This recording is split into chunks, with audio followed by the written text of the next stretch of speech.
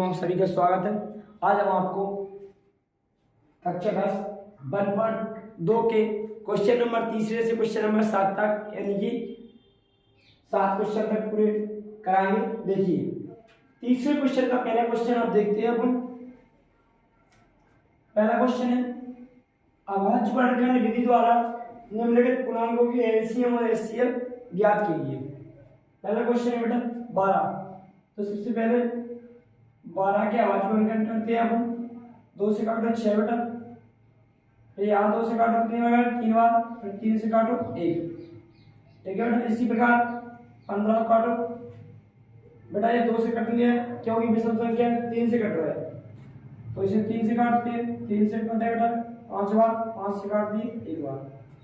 इसी प्रकार 21 को काटे, 3 से काटो 7 बार, 7 से काटो 1 बार। अब 12 बराबर 2 गुणा 2 गुणा 3, 15 बराबर 3 गुणा 5, 21 बराबर बेटा 3 गुणा। अब जो एलसीएम और एचसीएफ निकालने की जो प्रक्रिया है, तो एलसीएम में बेटा होता है कि बे वर्गखंड जो सभी के पास हो, बे वर्गखंड जो सभी के पास हो उसे एलसीएम कहते हैं। तो बेटा देखो इसमें 3 3 3 सभी में मिल रहा है। 2 यहाँ पे लेगा, 2 इसमें नहीं है, 5 इसमें है, 5 इसमें नहीं है, इसमें नहीं है। इसका मतलब है कि 3 तीनों में कॉमन है। तो यहाँ पे एचसीएफ बेटा क्या है, एचसीएफ 12, 15 और 21 का कितना है बेटा 3। ये अपना एचसीएफ आ गया। उस तरह में बताया था पिछली क्लास में एचसीएफ में क्या है कि बे वर्गखंड जो सभी के पास हो, बे वर्गखंड जो सभी के पास हो उनकी न्यूनतम घात अपन को लेनी पड़ती है, उससे अपन एचसीएफ कहते हैं। ठीक है बेटा। एलसीएम, एलसीएम में क्या होता है, एलसीएम 12, 15 और 21 का। एलसीएम में बेटा जितने वर्गखंड है वो सभी वर्गखंड लेने पड़ते हैं। तो सबसे पहले 2 है, 2 पे घात कितनी है बेटा 2, क्योंकि 2 बार है, 2 पे घात 2 ले ली। उसके बाद 3 3 तो इस पे भी एक घात, इस पे भी एक घात, इस पे भी एक घात, तो केवल एक 3 लेने पड़ेगा कोई से भी। 3 और 5 है और 7 है बेटा, 5 वर्गखंड और 1 7, तो चारों तो वर्गखंड ले लिया अपने। और उसकी कौन सी है, उच्चतम घात 2 क्या घात है 2 है, 2 ले ली। 3 पे घात उच्चतम घात 1 ही है, मतलब 0 नहीं है, 1 ही है जो बचे, तो 1 ले ली। यहाँ 5 भी है, 7 भी है। इन सभी का अपन गुणा कर देंगे, अपन को एलसीएम प्राप्त हो जाएगा। तो 4 2 गुणे 4, 3 गुणा 5 गुणा 7, इन सभी गुणा कर दो। 4 3 12, 12 5 7, 60 70, 60 70 बेटा 420। कितना आया ऐसे मतलब 420। देखो अगर वो आपको गुणा नहीं आ रहा तो 1 से कर लेना, 4 3 12, 12 5 60, 60 का आपको 7 में आएगा तो 7 6 42, 420 आएगा। ठीक है, इस प्रकार से कर लेंगे। तो बेटा पहला क्वेश्चन अपना क्लियर हो गया। एचसीएफ में क्या होता है, देखो देखो बोल दे एचसीएफ, एचसीएफ में सभी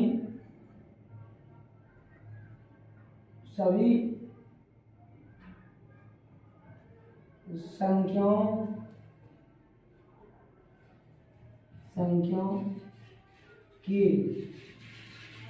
अभाज्य वर्गखंड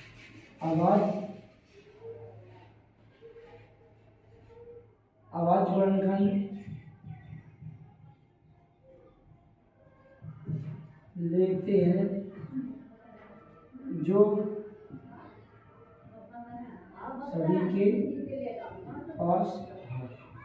सभी के पास नहीं, सब में कौन उनकी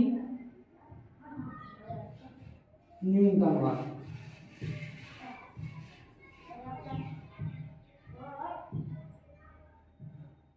उनकी न्यूनतम घात लेते हैं। देखो सभी संख्याओं के अभाज्य वर्गखंड लेते हैं जो सभी के पास हो, सभी संख्या का भाज्यफल खंड तो लेते हैं कौन से, जो सभी के पास हो उनकी न्यूनतम घात। जैसे सभी संख्याओं में 12, 15, 21, इनके सभी वर्गखंड लेते हैं 3, 3 और 3, लेकिन कौन से वर्गखंड जो सभी के पास हो, कौन लेते हैं जो सभी के पास हो और उनकी न्यूनतम घात, मान छोटी से छोटी घात। ठीक है बेटा, एलसीएम में क्या होता है, सभी गुणनखंड लेते हैं परंतु परंतु क्या बेटा, परंतु उनकी उच्चतम घात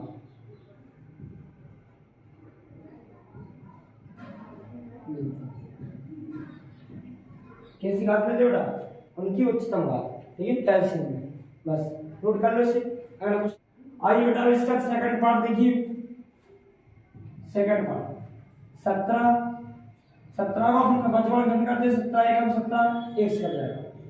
उसी के बाद 23 23 का भाज्यफल घन करो, 23 एकम 23 बटा 1 से 29 29 एकम 29 से कट जाएगी। ठीक है बेटा, तो 17 17 गुणा 1 23 बराबर बेटा 23 गुणा 1 29 बराबर बेटा 29 गुणा 1। तो सभी के पास क्या कॉमन है बेटा, एचसीएफ 1, तो इसका एचसीएफ बेटा एचसीएफ 17, 23, 29 का कितना आएगा बेटा, केवल 1, क्या हुआ, तीनों का एचसीएफ 1। एलसीएम क्या होगा, एलसीएम 17 बेटा 17, 23, 29 का तीनों आवाज संख्या है, तो इनमें कोई भी वैनिश वर्गखंड नहीं हुआ है, केवल एक हुआ। तो अपन इनके करेंगे बेटा, इन तीनों का सीधे सीधे गुणा करना है, इन तीनों का गुणा कर दो, एलसीएम को प्राप्त हो जाएगा। ठीक है, तो इसको अपन घर में कर लेंगे। ठीक है बेटा, गुणा कर लेना, एक एक से कर लेना। ठीक है बेटा, ऐसे ही अगला वाला देखो, इससे भी आप घर पे साथ होमवर्क भी कर सकते हो, एलसीएम निकाल लेना और एलसीएम निकाल लेना। ठीक है बेटा, सिंपल सा आराम कर लेना। ठीक है, क्वेश्चन नंबर बेटा चौथा देखिए। चौथा क्वेश्चन क्या कहता है, एलसीएम 3 से 6, 6 57 बराबर 9 दिया है, तो एलसीएम क्या है इसका करना है। दो संख्या है उनका अपन को एलसीएम कितना दिया है बेटा 9, तो एलसीएम दोनों संख्याओं का अपन ज्ञात करना है। तो दो संख्याओं का एलसीएम और एचसीएफ निकालना हो, यदि एक चीज दी हो एलसीएम या एचसीएफ में से कोई एक चीज दी हो, तो एक सूत्र होता है बेटा अपने पास, क्या होता है हल में, हम जानते हैं कि दोनों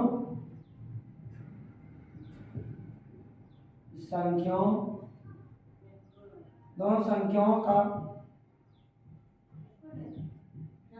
गुणनफल क्या बेटा, दोनों संख्याओं का गुणनफल बराबर एलसीएम गुणा एचसीएफ। देखिए बेटा, दोनों संख्या कौन सी है अपने पास बेटा, 3 से 6 गुणा 6 57, इन दोनों संख्याओं का गुणनफल बराबर किसके होता है बेटा, एलसीएम दिया नहीं है अपन को, एचसीएफ कितना है बेटा 9, तो एचसीएफ कितना है 9 का पूरी संख्या भाग देंगे। गुणा करने से पहले बेटा भाग देना है, क्योंकि 9 से जब कट जाएगी संख्या तो छोटी हो जाएगी, तो इन दोनों का आप गुणा करोगे बहुत बड़ा हो जाएगा। इसलिए सबसे पहले 9 का भाग दो, तो एलसीएम बराबर बेटा 3 से 6 गुणा 6 57 बटे 9, काट दो बेटा से, कितना आ जाएगा 34 वाला, कितने बार 34, एलसीएम 34 गुणा 6 से बेटा 57। जैसे आप इसमें गुणा करोगे तो 34 का अपन 7 बार पढ़ा पढ़ोगे तो बेटा 168 होता है, इन दोनों गुणा कर दो कितना आएगा 22,338, ये एलसीएम। ठीक है, ये बेटा क्वेश्चन नंबर 5वां है ये, और इंपोर्टेंट क्वेश्चन है परीक्षा की दृष्टि से, ठीक है बेटा, एग्जाम की दृष्टि से। जांच कीजिए कि किसी प्राकृत संख्या n के लिए संख्या 6 पे घाते n अंक 0 पर समाप्त हो सकती है। क्या मतलब है इसका बेटा? इसके कहने का मतलब है कि कोई प्राकृत संख्या n क्या है बेटा? प्राकृत संख्या 6 पे घाते n अंक 0 पर समाप्त हो सकती है। यानी n का मान क्या है बेटा? 1 2 3 4 5 अनंत तक जाएगा, ठीक है बेटा। जैसे 6 पे घाते अपन ने n का मान 1 रखा बेटा, तो कितना आया बेटा? 6। 6 पे घाते 2 रखे बेटा, कितने आया बेटा? 36। उसी प्रकार 6 पे घाते 3 रखे तो कितना आएगा बेटा? 2 16 घन हो गया। 6 पे घाते 4 रखे बेटा, कितना आएगा? 6 दूनी 12, यानी 12 से 96, ऐसे टोटल चला जाएगा। उसका कहने का तात्पर्य है कि n का कोई ऐसा मान है जो n के स्थान पर रखने से जो आंसर आता है इसका हल करने के बाद, क्या वो 0 पर समाप्त हो ही संख्या? एक क्वेश्चन इसके कहने का तात्पर्य, ठीक। इस क्वेश्चन का क्या है ना कि किसी प्राकृत संख्या n के लिए संख्या 6 पे घात है n अंक 0 पर समाप्त हो सकती है। यानी n का मान आपने 1 रखा तो क्या 0 आ रहा है लास्ट पे? इकाई का अंक इसमें क्या आ रहा है? इसकी इकाई का अंक कितना? 6 आ रहा है बेटा, इसका इकाई का अंक 6 आ रहा है। जिससे हम टू से हम पिछली वीडियो में आपको बताया था ना, वो उदाहरण नंबर 5 बिल्कुल जैसा ही है, ठीक। तो बेटा इसमें क्या करना है आप लोग? अब यहाँ देखिए ध्यान से, जैसे अपने पास 10 है, 10 पे घात 1 लगाई, कितने है बेटा? 10। 10 पे घात 2 लगाई, कितने है बेटा? 100। 10 पे घात 3 लगाई बेटा, कितने हैं? 1000, ठीक है बेटा। उसी प्रकार 20 पे घात 1 लगाई, कितने हैं बेटा? 20। 20 पे घात 2 लगाई, 400। 20 पे घात 3 लगाई, कितने हैं बेटा? 8000। इसका तात्पर्य है कि इसका देखो इकाई अंक कितना हो रहा है बेटा? 0 से भी आ रहा है इकाई अंक 0। तो इसमें क्या खासियत है? इसका इकाई अंक 0 क्यों नहीं आ रहा है? देखो बेटा इसमें क्या है बेटा? 6 का ये गुणनखंड है, दो गुणा कितने हैं बेटा? 3, ठीक है बेटा।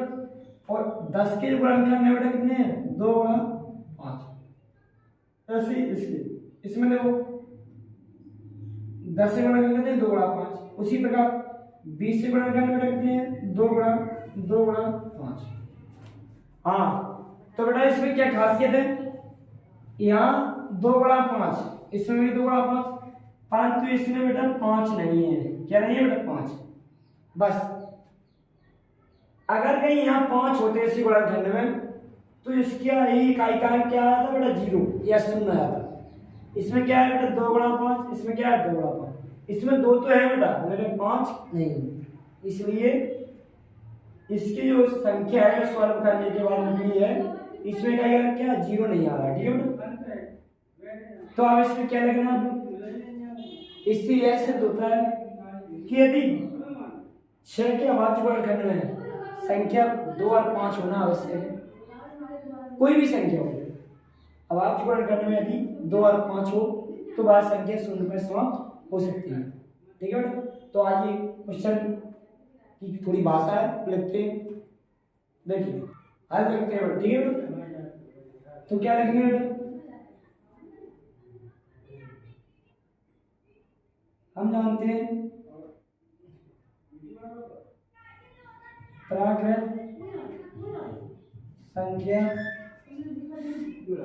संख्या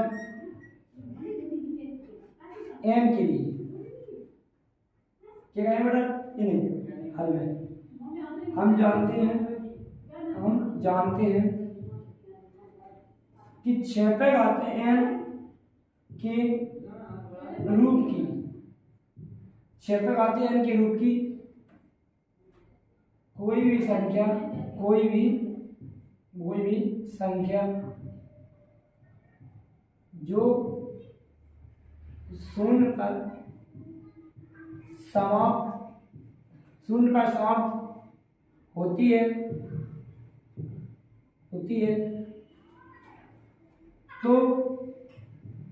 तो उसके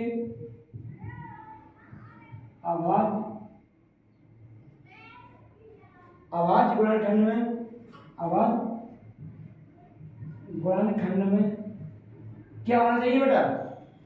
कोई भी संख्या 6 पर आते हैं के रूप की कोई भी संख्या जो शून्य पर समाप्त होती है तो उसके आवाज गुणनखंड में 2, 5, 5 गुना आवश्यक है। क्या बेटा? आवश्यक 2, 5 गुना आवश्यक है।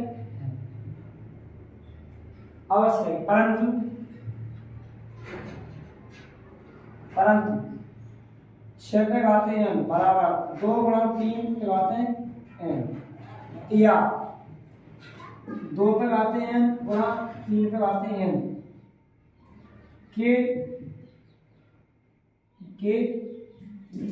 आवाज गुणनखंड में बेटा क्या नहीं? आवाज गुणनखंड में अंक 5 नहीं, अंक 5 नहीं। क्या नहीं बेटा? कि 6 पे आते हैं बराबर 2 गुणा 3 पे आते हैं या 2 पे आते हैं गुणा 3 पे आते हैं के आवाज गुणनखंड में अंक क्या नहीं है बेटा? 5 नहीं है, 5 नहीं है। अतः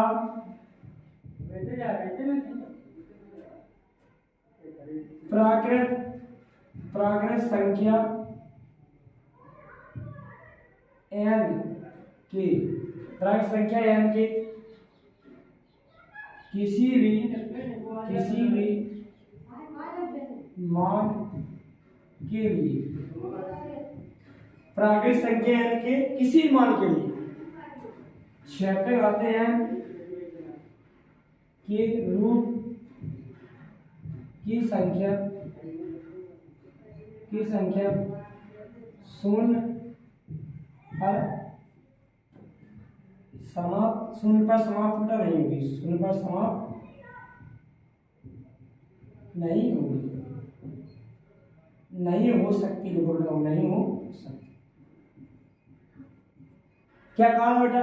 सही लगा? देखो यदि इसकी आवाज गुणनखंड में कहीं 5 लग जाता तो n कहाँ 0 पे समाप्त हो जाता। फिर n किसी भी मान के लिए संख्या जो है वो 0 पे समाप्त होती है, लेकिन इसके आवाज गुणनखंड में बेटा 2 अकेले हैं, 3 है, 5 नहीं है।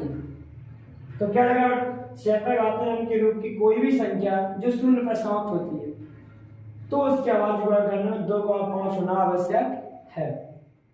परंतु 6 पर आते हैं 2 गुणा 3 पर आते हैं या 2 पर आते हैं गुणा 3 पर आते हैं कि आवाज गुणनखंड अंक 5 नहीं है। आवाज गुणनखंड में क्या बेटा? आवाज गुणनखंड में अंक 5 नहीं है। अतः प्राकृत संख्या n के किसी भी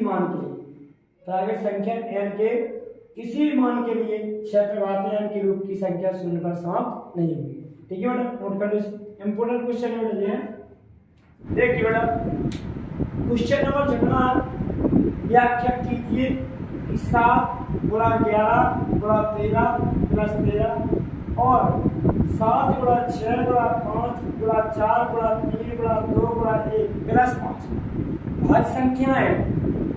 क्यों है ये भाज्य संख्या? तो अपन को व्याख्या की विस्तार से बताना। ठीक है? तो भाज्य संख्या सबसे पहले भाज्य संख्या क्या होती है? वे संख्या जिनके 2 से अधिक गुणनखंड हो। जो मैंने बेसिक वाले वीडियो बताई है सारी संख्याओं की परिभाषा, जिनके 2 से अधिक गुणनखंड हो या आप कह सकते हैं जिसकी गुणनखंड 3 या 3 से अधिक हो, वे सब संख्याएं कौन सी होती? भाज्य संख्या होती है। ठीक है? वे सारी संख्या कौन सी संख्या होती है? भाज्य संख्या। तो अपन को इन दोनों संख्याओं के गुणनखंड 2 से अधिक दिखाने हैं बस, और उसके बाद अपन कहते हैं कि ये संख्या कैसी है? भाज्य संख्या। तो आइए, सबसे पहली संख्या है 7 गुणा 11 गुणा 13 प्लस 13। इसमें बेटा कितने कॉमन है? 13 है, यहाँ पे 13 है। गुणा में संख्या होती है वो केवल एक संख्या बन जाती है। कितनी बेटा? 1। तो इसमें 13 तो गुणनखंड नहीं, और यहाँ भी 13 है, यानी 2 पद है अपने पास। तो दोनों में क्या कॉमन आ रहा है? 13। और यहाँ पर क्या बचेगा? 7 गुणा 11 प्लस 1। अब जानते नहीं कौन क्या आदमी बचे, उतनी ही सी है। चलिए हम अभी जाना नेक्स्ट चलने लगे। देखिए बेटा इसमें क्या है बेटा? 13 वाइनेस्ट यानी कॉमन है, तो अपने पास एक संख्या 1177 और एक 78। तो 13 गुणा 78 और इसमें एक तो अपन लगा सकते हैं। तो कितने गुणनखंड दिख रहा है बेटा? यहाँ 3। कितने गुणनखंड दिख रहा है? 3। उसी प्रकार दूसरी संख्या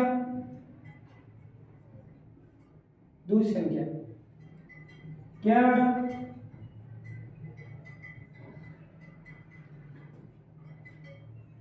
7 गुणा 6 गुणा 5 गुणा 4 गुणा 3 गुणा 2 गुणा 1 प्लस 5।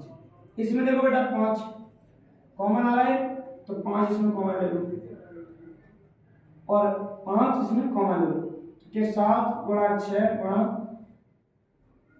5 सॉरी 5 तो बने 4 गुणा 3 गुणा 2 गुणा 1 प्लस 1। यहाँ देखो अगर वो देखो इसका अपन गुणा करेंगे बहुत बड़ा आएगा, मतलब बहुत लंबा चौड़ा, ठीक है। इसी प्रकार अपन इसमें भी गुणा न करके क्या करेंगे बेटा? यहाँ क्या लिखेंगे? लिखेंगे यहाँ 13 क्या है बेटा? 13 वाइनेस्ट गुणनखंड है। उसी प्रकार बेटा इसमें यहाँ 5 वाइनेस्ट क्या बेटा? गुणनखंड है। जब इसमें 5 गुणनखंड है वाइनेस्ट में 13, तो अपन लिखेंगे अतः दी गई संख्याएं कैसी है बेटा? भाज्य है, क्योंकि इसमें 13 वाइनेस्ट और मैंने पहले ही बता दिया था बेटा 13 और 1 गुणा जो 78। उसी प्रकार इसका गुणा करेंगे और 5 2 तो जो 1 हुआ, तो 3 इसमें भी गुणा हुआ है, अलग गुणनखंड इसके भी 3 हुआ, तो दोनों संख्या कौन सी है बेटा? भाज्य संख्या है। नोट कर लो।